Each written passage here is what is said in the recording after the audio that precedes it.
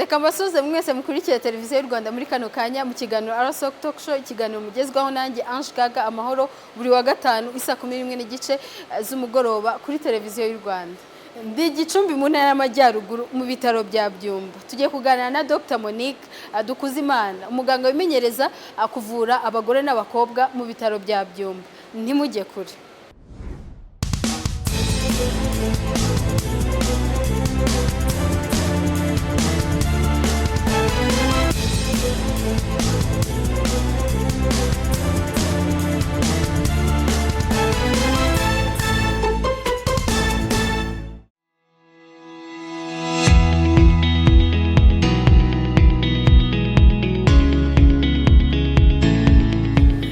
Dr Monique muraho.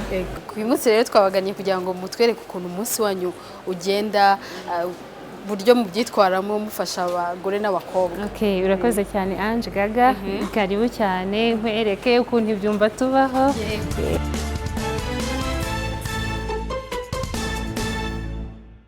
They delivered a male baby of 3.7 kg with Apgar 0 to mean that the baby was not having a sign of life. And this is about the intra-op findings as recorded in the operative note.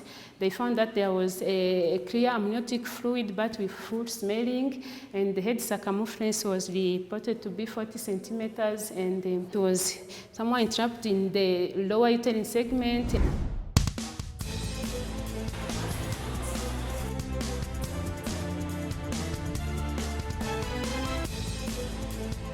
Iki cyumba rero turimo cyitwa OPD consultation. OPD mu magambo arambuye ni outpatient department. Aha naho twakirira ababyeyi baje ariko baturutse hanze mu masantre de santé. Hari abaza bizanye cyane cyane bava ku bigo nderabuzima bakoresha ubwishingizi nka mituweli, aho haba haza ababyeyi batwite ndetse n'abandi badatwite ariko bashaka kuba bafite ibibazo bitandukanye, baba abagore cyangwa abakobwa. Umubyeyi rero araza yari umumama utwite, araza ashaka kuza just aje kureba uko umwana ameze, tukamukorera ecography tukareba uko umwana ameze. Ese umwana hari icyo twita presentation, yaracuramye se, aricaye, yaritambitse. Ibyo byose hari uburyo bidufasha mu gukurikirana uwo mubyeyi. Nk'iyo atabazweho y'umwana kugira ngo avuke neza nta complication, n'umwana ubaje yacuramye, ibyo turabimusobanurira umubyeyi. Iyo atacuramye se wenda yicaye bitewe n'ibyumweru indigejejeho, nabwo dushobora kumuha izindi rendez-vous, tukagenda tumubwira amatariki yo kugarukira kugira ngo turebe ko cya kibazo cyakosotse cyangwa se nyine tugafata mezire bitewe n'ibyo dusanze. Hari nabo tureba tukabona nta kindi kibazo afite, tukamubwira agakomereza ku kigo nderabuzima. Siritu nk'umuntu uba byayabazweho na rimwe, uwo nguwo iyo tubonye ibintu byose bimeze neza tumuha gahunda agakomeza mu kigo nderabuzima. Byaba ari ngombwa ko azagaruka igihe ibise byaba bitizanye ngo abyarireyo, tukamuha rendez-vous y'umunsi ashobora kuza twakora ikindi kintu cyatuma agira ibise. Mama mwaramutse, amakuru turebe, munyereke transfer zanyu mwese.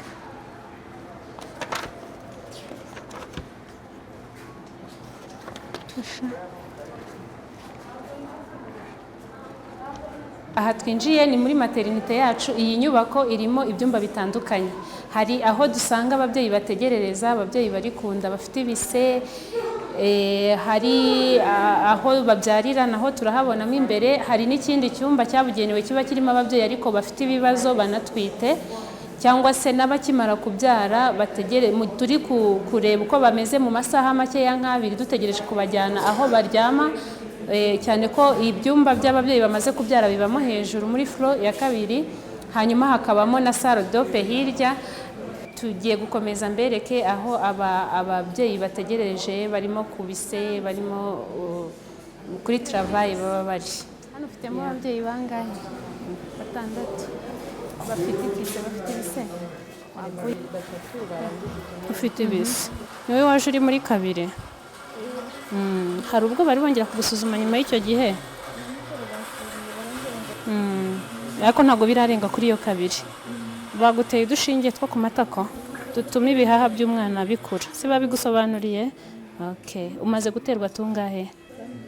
okay, 4 waturangije ni ukuvuga ngo n'ubunini two tuba dukeneye kugira ngo byibuza umwana tugabanye ibyago by'uko ashobora kuvuka igihe kitageze akiyongeramo no guhumeka nabi cyane ku buryo bukabije, sibyo byibuza biradufasha ubwo 4 twabonetse nibiramuka bikomeje nyine n'ubundi urabyara, ariko byibuza tuba twizeye ko hari akantu runaka twakoze ku buryo umwana ashobora kuvuka ntagire ibibazo byo guhumeka nabi. Sawa, courage rero. Aha tugeze niho hari our operating theater cyangwa se mu Kinyarwanda dukunda gukoresha imvugo ngo ibagiro, niho dukorera ama operation akenyera kubaga nyine umuntu. Aha tuhakorera hashobora kuzamo cesarienne abo tubyaza ariko mu buryo bwo kumuha umwana tumubaze, ndetse n'izindi shiriji zitandukanye nk'ababa bafite ibibyimba mu nda, abagize inda ariko zikajya se hanze ya nyababyeyi, abo bose tubakirira muri iyi nyubako. Tugiramo ibyumba 2 bikora, haba harimo imashini za anesthesi, tuba dufitemo abaforomo bakoramo umunsi ku munsi, tugira abadufasha gutera ikinya. Rero ni hamwe ho dukorera akazi kacu ka buri munsi. Mbere yo kwinjira mu ibagiro nyirizina tubanza gukaraba kugira ngo tube sirko twinjiyemo nta mwanda na mutoya twebwe dufite, ku buryo dushobora kuwuha umurwayi bikaba byazatuma agira ingaruka nko kugira microbe zishobora kumuteza ibindi bibazo bikomeye nyuma y'uko asohotsemo hano. Nyuma y'aho Monique Dukuzimana amaze kutwereka uburyo umunsi wiwe awutangira ndetse n'ibyo awukoramo, reka tumubaze impamvu yagiye muri uyu mwuga. Ikaze kiganiro. Nakoze haje. Ubundi ni iki cyaguteye kuza muri uyu mwuga? Mu by'ukuri njya kugira indoto zo kuza muri gukora iyi specialite cyangwa se kwimenyereza uyu mwuga wo kuvura abakobwa n'abagore. Ndibuka nkirangiza amashuri yanjye ya undergraduate, nkirangiza amashuri ya medicine, nabanje gukoraho imyaka 3 isaga 3 ndi umuganga ariko icyo twita aba general practitioners, mvura nyine just muri services zitandukanye. Nyuma rero ngira indoto zo kwiga ikintu kimwe kugira ngo mbashe kugira uruhare mu kuvura abaturarwanda. Ndibuka mbere mfite ukuntu najyaga numva mfite inyota yo kuvura uduhinja cyane ko ari naho hantu namaze igihe navuga ko ari kinini mba, ariko uburyo narebaga ni uyuvuye umwana aho ava ahagera, umubyeyi akamucyura, imbaraga nyine umuntu ashyiramo akumva binamunejeje, yagize Imana outcome ikaba nziza. Numvise nibaza se kubera iki umuntu atagira uruhare ahubwo mu kubungabunga ko umwana avuka neza kugira uko yavukana ikibazo cyatuma ajya kuba mu bitaro by'impinja. Nyuma rero numva ngize inyota yo kuba na joininga gynecology na obstetric, mbese kukurikirana ubuzima bw'umubyeyi, umukobwa, umugore n'umugore utwite, kugira ngo ngire uruhare rwo kubungabunga wa mwana uri mu nda ya mama we avuka ameze neza, mbese turinde ko hari ikibazo ashobora kugira. Icyo ni kimwe mu bintu byankuriye kujya muri uyu mwuga. Ikindi ni uko dufite igihugu cyiza kidutekerereza. Ni ukuvuga ngo hari gahunda yashyizweho icyo twita 4x4 program, yashyizweho na Ministry of Health ku bufatanye na RSOG ndetse na University of Rwanda, zo kugira ngo haboneke uburyo ki hakongerwa umubare w'abaganga bavura abakobwa n'abagore, ndetse iyo gahunda itangirizwa mu bitaro byo mu turere birimo n'ibingibi nkoreramo byo byigisha byo ku rwego rwa 2 rwa Byumba. Murakoze. Ni uwuhe mwihariko urimo utandukanye n'ibindi bintu runaka wigeze gukoraho? Umwihariko ho icyo naheraho, ikintu cya mbere cyanejeje cyane mbese nyine nabonye nuko byibuzaho hari harimo imbaraga zo gushaka ukuntu mbese bari bafite ukuntu barimo gushaka cyane kumotiva igitsina gore kujoining iyi program. Mu by'ukuri ibyo byampaye imbaraga byibuza kugaragaza ko hari ahantu batekereza ko uruhare rw'umugore narwo nyine rukenewe kugira ngo tubashe umugore yagira uruhare mu kugabanya impfu z'ababyeyi n'abana, bigizwemo uruhare n'abaganga bakurikirana cyangwa se bavura abagore n'abakobwa. Icyo ni kimwe. Ikindi niyo programme nkuko nabikubwiye ko cyane ko hari hari gahunda y'uko bishobora gutangirira mu bitaro byo mu turere, bakashishikariza rero umuntu kuba yajoyininga, akanasaba kuba yakorera ahantu hegereye nk'urugo rwe kugira ngo bibe bitaba inzitizi yo kwanga kujya gukomeza gukora amasomo ya specialite, wenda umuntu atekereza ko bizamugora se gusiga umuryango. Njyewe ndi umumama, ndubatse, mfite abana n'umugabo, urumva rero kuko nari nsanzwe mfite urugo hano, byaranyoroheye kumva ko na joining iyi program kugira ngo byibuza nzakomeze gukurikirana abana banjye aho bari ku ishuri, kandi n'amasomo nyakore ntanga n'umusanzu ku gihugu mvura ababyeyi. Tubwira ikintu cyaguteye ishema mu gukora uyu mwuga urimo. Ndibuka maze gutangira hari igihe nigeze kugira uruhare mu bantu barokoye ubuzima bw'umubyeyi umwe washoboraga kuhatakariza ubuzima. Ni umumama wari wakorewe operasiyo yarabazwe kugira abyara, kuko yari afite histoire yuko n'ubundi yari yarabyaye abazweho mbere inshuro 3. Nyuma rero icyo gihe operasiyo yarayagoranye, ntabwo nari ndi mubaza, ariko ndibuka namusanze ari aho ababyeyi baba nyuma yo gukorerwa operasiyo, ariko nahawe amakuru y'uko yagize operasiyo yagoranye. Nagize ishyaka rero ryo kumukurikirana. Ndibuka sinzi ukuntu nari ndimo ndakira abandi babyeyi bazaga ari bashya, ariko numva nibutse ka kantu, ndavuga reka ngiye kureba wa mubyeyi. Yari ameze neza umurebye, ariko ngifata ibipimo mbona afite umuvuduko wo hasi cyane. Ngira curiosité yo kureba niba atarimo kuva, nsanga umubyeyi yari arimo kuva ariko bitagaragaye, nta muntu wari wabibonye. Ntekereza ko ako kantu nagize ko kubasha kubona ko umubyeyi ubuzima bwe buri kujya habi kiba mu kintu, nicyo kintu numva cyane ishobora. Icyo gihe numva mbaye na motive, numva ngize imbaraga cyane zo kubigumamo kandi bikunze. Mbona ko koko nagira uruhare rwo kuba umuntu yatanga ubuvuzi, ubufasha bwarokora ubuzima bw'abandi, ndetse bukagabanya n'umubare w'impfu z'ababyeyi bapfa babyara cyangwa se abana batakariza ubuzima icyo gihe ababyeyi bababyara. Ni ukuvuga ngo urumva uruhare nagize kugira ngo icyo kintu kigaragare. Tugasubira muri operating theater cyangwa se mu ibagiro mu Kinyarwanda, niyo terime dukunda gukoresha. Umubyeyi tukamuha ubundi bufasha butuma abaho. Icyo gihe ndumva kiri mu bintu byanteye ishema, bigatuma numva nkunze cyane uyu mwuga. Uracyari mu cyiciro cya 2 cya kaminuza, ubona biri kugufasha gute? Barimo kugutegura gute? Uburyo bari kumfashamo nkuko nababwiye nyine, mu by'ukuri dufite igihugu cyiza kidutekerereza, aho baduhaye abarimu batandukanye, harimo abanyamahanga. Hano dufite gynecologist 2 bavuye mu gihugu cya Ethiopia, dufite anesthesiologist, ni ukuvuga ngo ni umudokiteri specialize mu gutera ikinya, dufite pediatrician baje muri iyi gahunda ya 4x4 kugira ngo badufashe nkatwe kuri kote ya maternité, igihe dukeneye intervention y'umuganga w'abana abahari, bityo bikadufasha kugira ngo bwa buzima bubungwabungwe. Abo bose rero tubaronkaho byinshi, kuko turahorana umunsi ku munsi mu bikorwa dukora n'ubundi dukora, ariko barimo navuga ngo under supervision yabo, kuko ni ukuvuga ngo challenge yose tugize baba bahari. Ikibazo cyose tungize mu kazi ngira umwe muri bo bitewe n'uwo twakoranye, cyangwa se ibyo tuvuga ngo uri on call, ufite gahunda yo kuza kubafasha abaganga twebwe turi kwimenyereza umwuga, araza akanyigisha mu buryo buri teori, akambwira nyine bitewe n'ibyo ibitabo bitandukanye bivuga kuri icyo kintu, biri evidence based ndetse na pratique. Baradufasha cyane rero, kuko bagenda bagerageza no kutubwira na zimwe muri zaba complice cyane ko bafite imyaka myinshi ya experience, tukabihuza n'ibyo tubona hano. Njye mbona tubyungukiramo ubumenyi bwinshi. Yego. Ni ubuhe bundi bufasha muhabwa nk'abaganga barimo kwimenyereza umwuga uretse ubwo bundi umaze kutubwira? Ni ukuvuga ngo ibindi bidufasha cyane kugira ngo tubashe kuzavamo abaganga beza b'ahazaza. Ni ukuvuga ngo hari Kaminuza y'u Rwanda hari zimwe mu nyigisho amapresentation tuba duteganyirijwe umunsi ku munsi, aho hari izo dukurikirana kuri Zoom.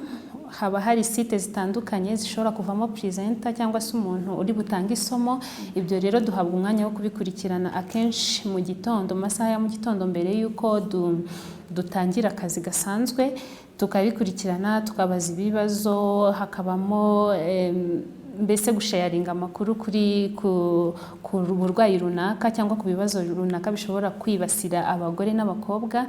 Aho rero twabona kita the top seniors bagenda basharinga amakuru atandukanye ndetse n'ibintu byinshi twebwe tukiri batoya mu mwuga tugenda twungukiramo. Ikindi twanagenewe umunsi uri academic, aho kuwa kabiri urebye uruhare runini aba ari urwo kwicara n'abarimu bakatwigisha. Tuba dufite natwe topics zitandukanye baba baraduhaye, tukagenda tugategura ama presentations, then ukaza ugapresenta, urasoma ibintu byinshi bitandukanye, then ukavuga presentation yawe. Iyo umaze rero kwigisha havamo ibibazo bitandukanye, ukagenda unamenyeramo n'ibindi wowe utari wasomye.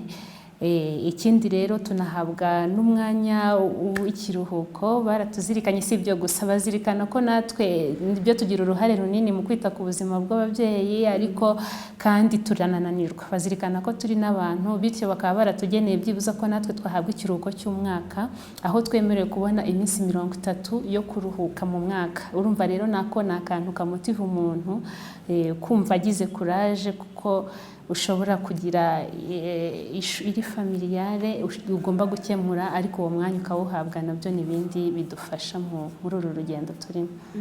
Hari umuntu ushaka kuba arebye kino kiganiro agahita avuga ati ndifuza kumera nkawe, ni iyihe nama noneho wamugira? Inama namugira nuko ni byiza kuvura umugore n'umukobwa. Twese turabizi ishingiro ry'umuntu nuko umuntu aravuka kandi avuka aciye mu mugore. Icyo ni kimwe. Rero ntabwo tuzagira ubuzima bwiza bw'umuturage uri hariya tutabashije kumubona avuka kandi ari muzima. Nashishikariza rero abo bose bajya bagira indoto cyangwa se inzozi zo kuba bajoininga bakaza kwiga gukora specialité muri iyi departement. Rwose ni byiza cyane, ni karibu. Akenshi abantu batinya ngo haba muri riske. Nibyo, buriya ikintu cyiza kibamo nuko twebwe tudiringa n'ibintu tuhita tubonera outcome ako kanya. Nukuvuga ngo iyo umubyeyi yaje akabyara ukabona umwana asetse, umubyeyi agataha ari muzima, natwe biratunezereza. Ariko rimwe na rimwe iyo nyine bitagenze neza kandi bitusha n'abantu benshi, rimwe bamwe bakibaza ko banabivamo, ariko oya, hari ibyo abantu baba badashobora no kurwanya rimwe na rimwe, nubwo hashobora no kuba habayemo gap. Ariko nashishikariza buri wese ufite izo ndoto kuza, surtout abantu b'igitsina gore, nibyo birashoboka. Ubu tuvugana Monique mubona nabigiyemo, ndi umumama mfite abana 2 nabivuze.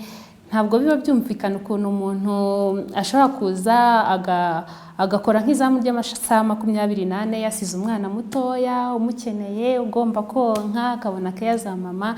Ariko ndagerageza nkabikora nkabishobora, kandi n'amasomo nkayakora nkayashobora, bikagenda neza. Ntekereza ko no mu buryo bw'imitsindire ntabwo ari bubi mu by'ukuri. Rero ni ikintu gishoboka niba dushobora kubikora turi abamama dufite ingo tugomba kwitaho, tukazibungabunga kandi zikagenda neza, kandi n'amasomo tukayashobora. Abantu rwose babyifuza ni karibu cyane, ni ibintu byiza, nabashishikariza kuza. Nk'umunyeshuri urimo kutureba kano kanya wifuza nawe kubagana nyine akaba nkamwe akajya muri uyu mwuga, yabijyamo ate? Ni ukuvuga ngo ubu ngubu tuvugana hari call for application, aho abantu bamwe batangiye no kwa-applyinga deja kujoininga iyi program.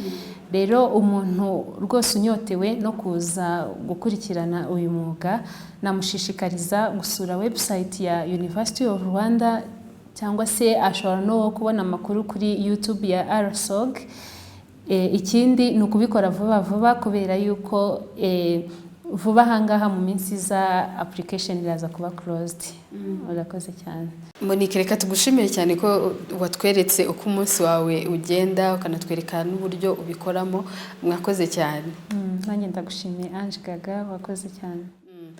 Reka tubashimire mwese rero mwakomeje gukurikira kino kiganiro kuva gitangira kugeza kano kanya. Reka mbabwire ko ari RSOC Talk Show buri wa gatanu isa 11:30 tuba tuhari. Ikindi kandi turi no kuri YouTube ku muntu wacikanwe n'iki kiganiro ushobora kudusangaho yitwa RSOC. Ikindi nanone reka mbabwire ngo reka tuzasubira ubutaha. Nge nitwa Ange Gaga, ikiganiro ni RSOC Talk Show naho ubutaha.